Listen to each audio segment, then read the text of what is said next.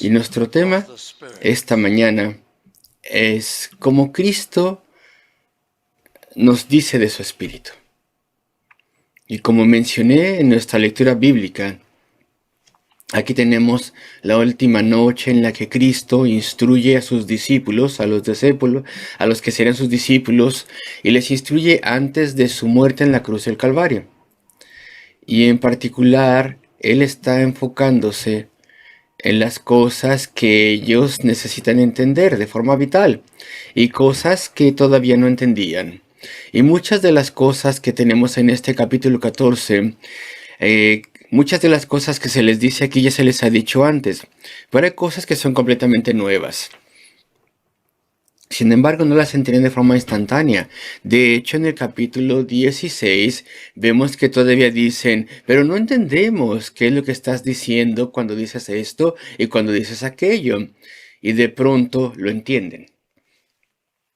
De pronto, a través de la bendición de Dios, ellos comprenden todas las cosas que son puestas delante de ellos aquí. Y le dicen, ahora entendemos. Ahora, dicen ellos, estás hablando de forma clara y llana. Y el Señor Jesucristo no podría haber hablado más claro, pero ahora lo entendían. Parece que estas palabras nunca las habían escuchado, pero hasta cierto punto hay un efecto retardado aquí en esta enseñanza. Y tenemos aquí que vemos sus últimas palabras a sus discípulos en el capítulo 14, 15 y 16. Y también después en el capítulo 17 tenemos su oración sacerdotal. Y vamos a estudiar diferentes versículos en este capítulo. Si me amáis, versículo 15, guardad mis mandamientos. Y nuestro primer encabezado es el siguiente.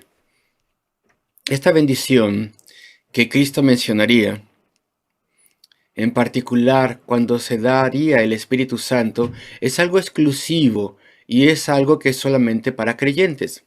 Es solamente para los discípulos. Y esto podría parecer obvio a nosotros, pero no era obvio a ellos. No voy a seguir mencionando esto porque ya lo he dicho varias veces en este estudio, pero ustedes se acordarán de que ellos todavía estaban preocupados por la idea de que Cristo cuando Él viniese, el Mesías cuando viniese, sería un Mesías político, que liberaría a la nación de la ocupación romana y sus fuerzas, que sería el tipo de Mesías que establecería un gran reino y haría que esa nación fuera grande y victoriosa de forma física y terrenal. Y a ellos continuamente se les dice, no, no es así. El propósito de la profecía, la enseñanza de la Biblia, que viene desde el Antiguo Testamento, es que el Mesías fuera un Mesías espiritual, para abrir el camino al cielo para almas condenadas. Y no sería el Mesías un Mesías político ni terrenal. Así que se hace énfasis específico al principio de esta enseñanza respecto del Espíritu Santo. Versículo 15, si me amáis, guardad mis mandamientos, y yo rogaré al Padre, y os dará otro consolador, para que esté con vosotros para siempre. Pero Él sería para ellos. El Espíritu Santo sería dado a ellos, a los discípulos. Aquí tenemos la iglesia del Nuevo Testamento. Comenzaría en el día de Pentecostés para los judíos elegidos y los gentiles elegidos también. Los judíos que serían salvos y los gentiles que también lo serían. Entonces tenemos el nuevo orden y esto es solamente para creyentes. Y pensamos que el primer sermón de Cristo, el que se llamaba el Sermón del Monte, que fue narrado en Mateo 5. Y ustedes se acordarán lo que pasó allí. Fue una gran multitud. Y entonces él subió por esa colina y en la versión inglesa se describe como una montaña. Y él se sienta allí y se dispone para hablarle a sus discípulos. Y hay miembros de la multitud en general que también estaban allí subiendo la colina para escucharle. Y cuando él se pone listo, les habla. Pero le estaba hablando solamente a sus discípulos. se dirige a ellos y utiliza vocabulario que es exclusivo para ellos. Y les dice al respecto de los estándares y las reglas del nuevo reino. La multitud sí estaba allí, estaban escuchando también, pero todo es como una ayuda visual, porque solamente le estaba hablando a sus discípulos. Las características de mis discípulos son tales y tales aquellas otras, y ellos serían en particular bendecidos. Y desde el principio estaba diciendo, a través de la forma en que hablaba y a través de las cosas que estaba diciendo, no, esto no es para todas las personas. Esto es para aquellos que creen en mí. Esto es para aquellos que son mis discípulos. Pero ellos todavía no lo comprendían completamente, que la iglesia de Jesucristo sería conformada por aquellos que son rescatados de la incredulidad y del mundo, y que la bendición del Espíritu Santo sería solamente para ellos. Así que comienzo con esto. Y aquí, en el versículo 15 del capítulo 14, dice, si me amáis, guardad mis mandamientos. Es como si Él les dijese, puedo expandir un poco y amplificar sus pasajes, sus palabras y el pasaje para el beneficio de nuestro entendimiento. Si vosotros me amáis, entonces no me pidáis que me quede. Si vosotros me amáis, no intenten aferrarse a mí. No intenten tener mi presencia física con vosotros. Si me amáis, estad preparados para que yo me vaya. De hecho, el siguiente día él sería crucificado. Si me amáis, entended que sois mis apóstoles. Y el propósito de que yo les llame, es que vosotros me representen cuando yo me vaya, me haya ido. Y entonces será el nuevo orden, la nueva iglesia, y en última instancia será una iglesia mundial. Así que debéis guardar mis instrucciones especiales. Si me amáis, no solamente debéis pensar de si voy a estar presente o ausente. Debéis pensar que debéis tomar la gran comisión que yo os daré y debéis obedecer mis mandamientos si me amáis. Y ese es el sentido de lo que se dice aquí. Si me amáis, guardad mis mandamientos. Y nuestras mentes instintivamente pensarán los 10 mandamientos. Pero ¿por qué el Señor dice mis mandamientos? Pues claro, si tenemos que guardar todos sus mandamientos, cuando somos salvos por Él, de forma voluntaria, nosotros tomamos la ley de Dios moral en los 10 mandamientos. Y eso se explica en la Biblia, se amplifica en la Biblia, así es la regla de la vida para nosotros a través de su ayuda. Pero mis mandamientos, aquí esta frase hace referencia más específicamente a sus instrucciones a ellos como apóstoles y a nosotros por extensión también.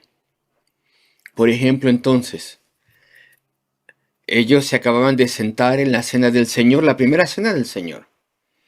Y en el en el Evangelio de Lucas se dice que Cristo les dijo, haced esto en memoria de mí. Esa es una de sus órdenes, sus mandamientos. Guardad mis mandamientos. Y aquí no solamente estamos hablando de todos los mandamientos morales de Dios que se da de forma general, sino que estamos hablando de los mandamientos específicos de Cristo. Y también hay otra cosa en el capítulo anterior. Amaos los unos a los otros.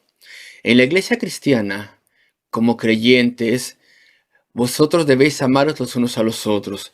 Y hay otros también que son mandamientos específicos de Cristo. Y muy pronto tendrían la gran comisión y después de la resurrección, y la tendrían ya de forma embriónica en este capítulo, ya lo vimos antes. Estos son mis mandamientos, instrucciones especiales a los apóstoles y a cristianos que las sigan. Y es decir, debéis predicar el Evangelio y hacedlo conocido a todas las naciones, bautizándoles en el nombre del Padre, del Hijo y del Espíritu Santo. Estas son las cosas a las que se refiere Cristo. Y claro que también toda la ley moral está incluida. Si me amáis, entonces debéis llevar a cabo mis instrucciones. Yo soy el Señor de la iglesia y vosotros los apóstoles de la iglesia futura. Y esto es lo primero. Esto es exclusivo para sus siervos. Segundo encabezado, versículo 16. Aquí tenemos esto que es al respecto de la persona del Espíritu Santo. Y esto verdaderamente necesita que lo estudiemos cuidadosamente. Yo rogaré al Padre y os dará otro consolador para que esté con vosotros para siempre. El Señor hace referencia, como dice el versículo 17, al Espíritu Santo, al Espíritu de verdad, la persona del Espíritu Santo. ¿Cuánto los discípulos habían entendido al respecto del Espíritu Santo antes de esta última noche? Esa es la pregunta que voy a hacer. ¿Cuánto la persona judía promedio sabía al respecto del Espíritu Santo antes de esta última noche? Mira el versículo 16 cuidadosamente. Y yo rogaré al Padre y os dará, pero él también es llamado el Espíritu de Cristo, os dará otro consolador. Aquí tenemos una persona de la deidad. Cristo es su consolador.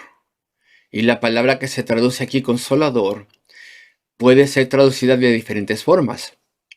Y algunos lo han traducido como protector, otros lo han traducido como ayudador, otros lo han traducido de acuerdo al sentido literal, abogado, defensor.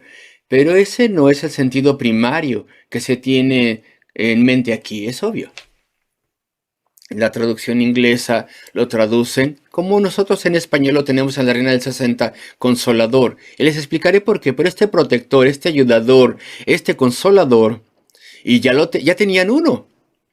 El Señor Jesucristo era su consolador, su protector. Él es el Hijo de Dios, el eterno Hijo de Dios. Él es la segunda persona de la Trinidad. Él es un miembro de la deidad.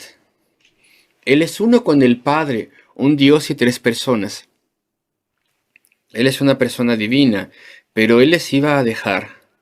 Y entonces iban a recibir otro consolador, otro ayudador, otro protector, otro abogado, otro defensor. ¿No te das cuenta que aquel que recibirían y que reemplazaría a Cristo es como Cristo mismo, una persona divina? Es el Espíritu Santo, la tercera persona de la Trinidad, de la deidad, quien es igual al Padre, quien es igual al Hijo. Y esta es probablemente la primera vez que los discípulos de verdad entendieron esto. Ellos sabían al respecto del Espíritu Santo. El término Espíritu Santo estaba siendo utilizado comúnmente entre los judíos en aquel entonces. Y les voy a mostrar cómo es que lo sabemos. Pero muy probablemente ellos habrían tenido, entre sus muchos malentendidos, tenido otro malentendido pensando que el Espíritu Santo solamente tal vez era una fuerza. Tal vez era una fuerza que emanaba de Dios. Dios en acción, el poder de Dios. Otro nombre para el poder de Dios. Tal vez nunca se habían puesto a pensar respecto de él, pensando que era una persona divina diferente, distintiva, uno con el Padre y con el Hijo, pero diferente. Y aquí lo tenemos. Y yo rogaré al Padre y os dará otro consolador, para que el sujeto implícito, para que Él esté con vosotros para siempre. Y esa palabra significa que Él es una persona, es un sujeto implícito aquí, para que Él esté con vosotros para siempre. Y yo rogaré al Padre, y os dará otro consolador, otro protector, ayudador, abogado, defensor, para que Él esté con vosotros para siempre. Y es tal vez la primera vez que los discípulos escucharon esto claramente explicado. En el Antiguo Testamento vemos que el Espíritu Santo es mencionado muchas veces. Y al ver el Antiguo Testamento con ojos del Nuevo Testamento es obvio que Él es un miembro de la deidad, de la Trinidad. Pero uno tiene que decir que tal vez no fue obvio a las personas de aquellos días. Es obvio a nosotros ahora. Dios al principio dice, hagamos al hombre, hagamos en plural, hagamos al hombre a nuestra imagen y semejanza. La pluralidad del Dios único. La vemos desde el principio. Pero ves tú, los israelitas tenían una oración. Hasta este día es una oración para los judíos estrictos que dicen 2 veces diariamente. El Shema, que viene de Deuteronomio capítulo 6. Escucha, oh Israel, el Señor nuestro Dios, un Dios es. Es un Señor, un Dios. Todos los días lo decían. Y probablemente lo tomamos completamente de forma literal. Es uno. Él es solamente uno. Y no entendían. Sí es uno, pero es 3 en 1. Un Dios, una esencia, un ser divino, y aún así en el misterio de la deidad son 3 personas diferentes que comparten en completa armonía todo pensamiento, todo atributo. Y probablemente los judíos no lo entendían. Y ahora se les está explicando. Cristo se los está explicando a ellos. Yo me voy, pero en mi lugar, van a tener al Espíritu Santo, al Espíritu de verdad, que será residente dentro de ustedes y obrará dentro de ustedes de forma espiritual, grabando en sus mentes y corazones las cosas celestiales divinas tan claramente como si yo estuviera con ustedes, como si yo de forma física estuviera enseñándoles. Ahora vamos a entrar a la edad del Espíritu Santo, la época del Espíritu Santo. Es lo que les dice Cristo: yo estaré ausente, pero estoy con vosotros a través de mi Espíritu. Entonces vamos al versículo 16. Y yo rogaré al Padre, y os dará otro consolador, ayudador, protector, abogado, para que Él esté con vosotros para siempre. A través de la era del Evangelio, la última era de la tierra, la época de la iglesia, el día de la gracia, hasta que Cristo vuelva. Versículo 17. El Espíritu de verdad, al cual el mundo no puede recibir. Y dice entonces Cristo: yo no he venido a ser un salvador político, he venido a salvar almas. Solamente ellos que reciban el Espíritu serán salvos. El Espíritu de verdad, al cual el mundo no puede recibir porque no le ve ni le conoce, pero vosotros le conocéis porque mora con vosotros y estará en vosotros. Estaba mencionando, la Trinidad es obvia en el Antiguo Testamento, cuando la leemos con los ojos de la fe. Y pues iba a ir a diferentes pasajes, pero voy a ir solamente a uno, para darles un ejemplo típico. Pero muchas de las personas de la antigüedad tal vez no lo entendieron. Voy a ir a Isaías 48, versículo 16. Estas son palabras que el profeta pone en la boca del Mesías. Acercaos a mí, oíd esto. Desde el principio no hablé en secreto. Desde que eso se hizo, allí estaba yo. Y ahora me envió Jehová el Señor y su Espíritu. Está hablando el Mesías. Y él está hablando como Dios. Uno que estaba presente desde el principio con el Padre. Y no solamente el Padre le ha enviado, sino también el Espíritu, quien es mencionado como si él fuera una entidad diferente. El Espíritu le ha enviado. Así ha dicho Jehová, Redentor tuyo, el Santo de Israel, versículo 17. Yo soy Jehová tu Dios, que te enseña provechosamente. Tenés un pasaje así que es trinitario, muy trinitario. Las 3 personas de la deidad están aquí. Son mencionadas aquí en un enunciado. Y hay otros pasajes también. Entonces, la Trinidad está en el Antiguo Testamento. Y tal vez las personas más espirituales, los profetas mismos y otros, lo vieron claramente. Tal vez el rey David claramente lo vio. Lo vemos en los Salmos. Pero yo creo que los judíos en general no lo vieron. y hasta el día de hoy no lo ven todavía. Una de las grandes tragedias hoy en día es que los judíos no creen en la Trinidad. Y sin la Trinidad uno no puede entender al Redentor, el Salvador que vendría y moriría en nuestro lugar y haría redención por nosotros. Dios que vendría él mismo en la persona de su Hijo. Y los discípulos, lo que ellos necesitaban era saber estas cosas, necesitaban tener claro en su mente estas cosas. Y esta es la explicación que Dios les da, que Cristo les da antes de que el Señor les dejase.